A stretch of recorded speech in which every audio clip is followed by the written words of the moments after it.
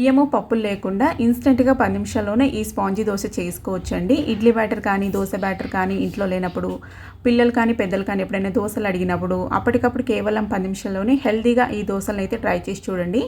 మెత్తగా సాఫ్ట్గా దూదిలాగా భలే ఉంటాయి టేస్ట్ అయితే. అలాగే గట్టిపడకుండా మెత్తగా దూదిలాగా అయితే ఉంటాయండి. దీనికోసం ఒక మిక్సింగ్ బౌల్ తీసుకొని 2 కప్పుల మందంగా ఉండే అటుకులు అయితే వేసుకోవాలి. ఈ అటుకులని 2 సార్లు బాగా కడిగేసుకొని పక్కన పెట్టుకుందాము. ఇప్పుడు ఇంకొక మిక్సింగ్ బౌల్లోకి 2 కప్పుల బొంబాయి రవ్వ, 2 కప్పుల జొన్న పిండి, 2 కప్పుల పెరుగు, 2 కప్పుల నీళ్ళు అయితే వేసుకోవాలి. ఇప్పుడు మనం కడిగి పెట్టుకున్న ఆ అటుకులను కూడా ఇందులోనే వేసుకోవాలి. ఫుల్ డీటెయిల్గా వీడియో కావాలనుకుంటే రిలేటెడ్ వీడియోలో ఇస్తానండి, ఇంట్రెస్ట్ ఉంటే చూడండి. ఇందులోనే 2 కప్పుల పెరుగు, 2 కప్పుల నీళ్ళు వేసేసుకొని మొత్తం ఒకసారి బాగా మిక్స్ అయ్యేలాగా కలుపుకోవాలి. పిండి రవ్వ అటుకులు అన్నీ బాగా కలిసిపోవాలి ఈ పెరుగు నీళ్ళల్లో. ఈ విధంగా ఒకసారి బాగా మిక్స్ చేసుకొని ఒక 10 నిమిషాలు అయితే పక్కన పెట్టుకోవాలి. 10 నిమిషాల తర్వాత చూస్తే ఈ నీళ్ళని మొత్తానికి పీల్ చేసుకుని ఉంటుందండి రవ్వ కానీ అటుకులు కానీ. ఇప్పుడు ఒకసారి బాగా మిక్స్ చేసుకొని మిక్సీ జార్లోకి కొంచెం కొంచెం వేసేసుకొని కన్సిస్టెన్సీ చూసుకుంటూ నీళ్ళు వేసేసుకోవాలి. మరీ పల్చగా చేసుకోకండి, మరీ మెత్తగా మనకి దోశ బ్యాటర్ లాగైతే రావాలి.